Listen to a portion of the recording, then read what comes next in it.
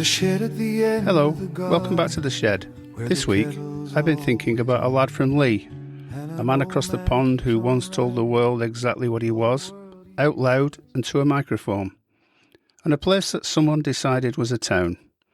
It isn't. Kettle's on, sit yourself down. I've had the telly on more than usual this week, not for the football, but for a lad from Leigh, Andy Burnham, Mayor of Greater Manchester the last 9 years. By the time you are in this, probably a grander title. The papers think they know what happens next. Me, I'm not too sure. For most of those 9 years, he was the Police and Crime Commissioner for the force I served in, Greater Manchester Police, in charge of the budget, the Chief Constable, the lot really. That's the organisation who pays my pension, so I'm sure you'll forgive an old man taking an interest in what he gets up to. I met him once, not properly mind. It was a Labour Party conference in Manchester. Must have been 2014. I was there with a different hat on, charity ambassador for the anti-tobacco lot. We were pushing for plain packaging, wanted the cigarettes in plain packs, stopping them looking like a bag of sweets to attract the children. Burnham was Shadow Health Secretary at the time. He was broadly on our side, gave a speech, came over afterwards, shook everybody's hand, knew what we were on about. I quite liked him. I met a lot of politicians in that role. You can tell who's grasped the issue and who's pretending that they have. But there's one incident from that day that Mrs. C still brings up at Christmas. I had a black turtleneck jumper on. Underneath it, peeking out the collar, was a white polo neck. Now, Manchester in late September can be a cold place, particularly if you've been stood outside all morning carrying a placard. Layers seemed sensible at the time, less sensible later as it turned out. Neil Kinnock spotted me across the room. A former Labour leader, mind, came straight over, greeted me as father. Father? It took me a minute to catch up. He thought I was a priest. I didn't correct him. Seemed unwise. I wanted him to sign our petition. He was very warm, told me the church had done good work in his valley, asked after my parish. I made some noises I hoped were broadly Christian. I think I got away with it. Unfortunately, for the next 6 months, I was the butt of a joke around the lads. I was Father Stanley. 6 months of being asked for absolution every time they broke wind or spilt their beer. So now when I see the lad from Leigh on the news, lined up for the top job, I'm not coming at it cold. He struck me as a decent man on that day. That's the bit I keep coming back to. But there's a date I keep coming back to as well. January the 6th, 2021. You'll probably remember it. A crowd smashed their way into the American Parliament and had a bit of a wander around. I watched it the way you watch anything of that sort when you've done the job. Not the politics. I've lived through the poll tax riots, the inner city troubles, the industrial unrest. I knew what it looked like to be that thin blue line of lads in the wrong gear with nowhere near enough of you. My heart went out to them that day. Our mayor put something out.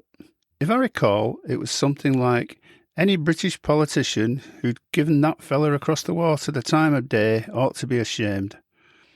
Clear words, said to a camera. The camera will keep them. It'll be out there somewhere. Somebody will find it. You can't unsend it. Ask anybody under 30. But that was then, and this is now. The big fella's over the other side of the pond.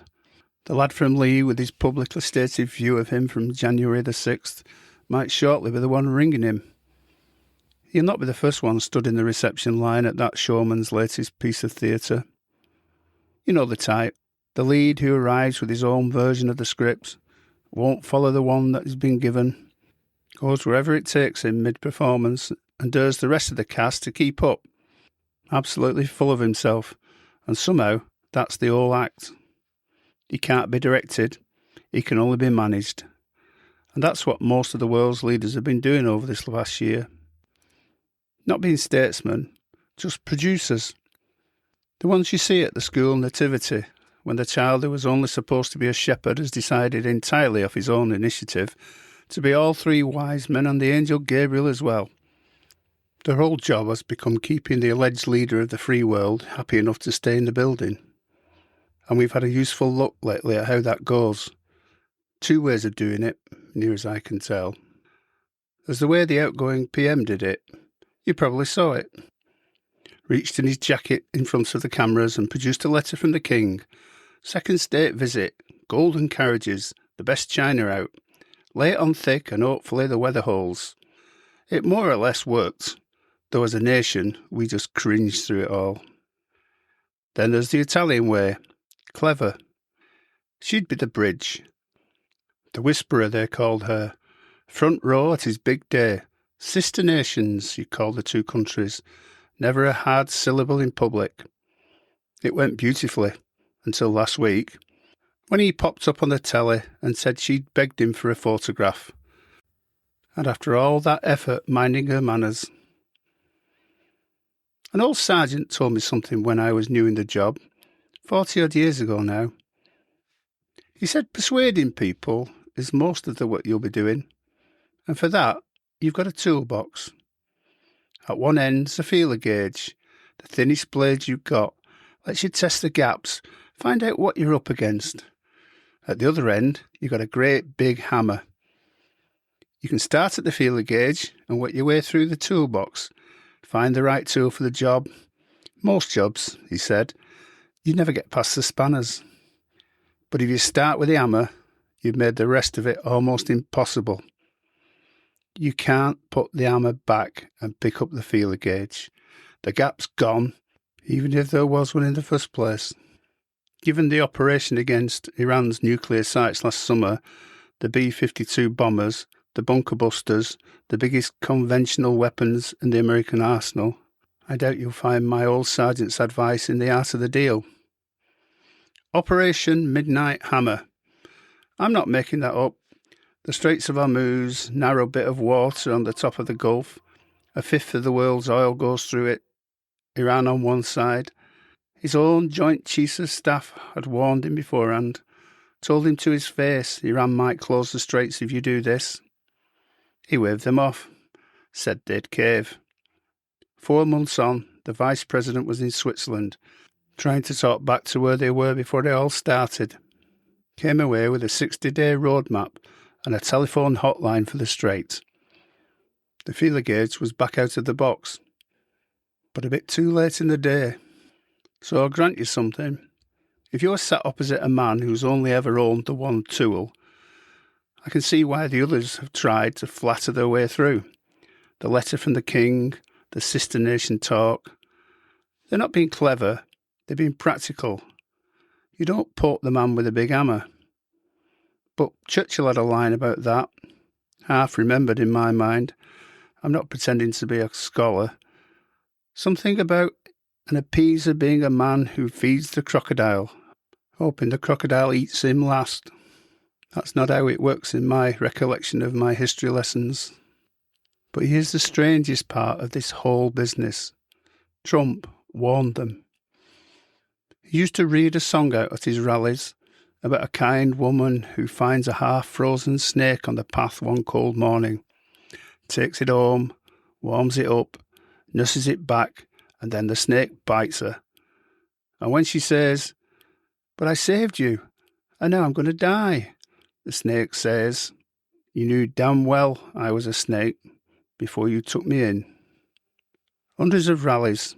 He thought he was warning America about immigrants.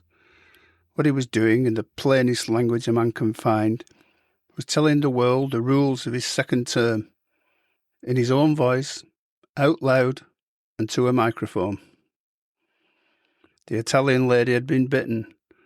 The Ukrainian one had been bitten before. This week, somebody asked him about the lad from Leigh. Here's what he said. I think I see what he was, I guess, the mayor of a town. A town? The best part of 3 million people? The capital of the North? The place where the mayor stood on Albert Square the night after 22 people were killed in the arena and kept it together while the rest of us were barely managing? A town? He's probably not read his brief. But then again, I don't suppose he ever does. Kettle's gone cold. Always does when I get going. The steak said you knew what he was. He was right about that. I'll be watching Mr. Burnham, not with any great expectation. Just an old copper keeping half an eye on somebody he met once who seemed like a decent bloke. It's Lancashire anyway, said Mrs. C, clearing away the teapot. Always was. Nobody asked us. She's right, you know. Well, that's it from the shed this week. If any of that landed, and I hope some of it did, the best thing you can do is to share it. Pass it on to somebody who'd appreciate it. Word of mouth is how a shed like this one gets found. The transcript of this episode is up on Substack, View from the Shed. If you'd rather read about it than listen, or you want to go back over it at any time, there's a link in the show notes. And if you've not already subscribed here or on Substack, it costs nothing, and it means the next one finds its way to you without having to look for it. It's free to subscribe, free to read, and that's the arrangement. And please do let me know if you've got any comments, criticisms or praise, whichever. I'm new to this game, so all of it will be useful to me. So, until next time when the kettle's on. Pull up a chair and stay a while. I'm very glad you came.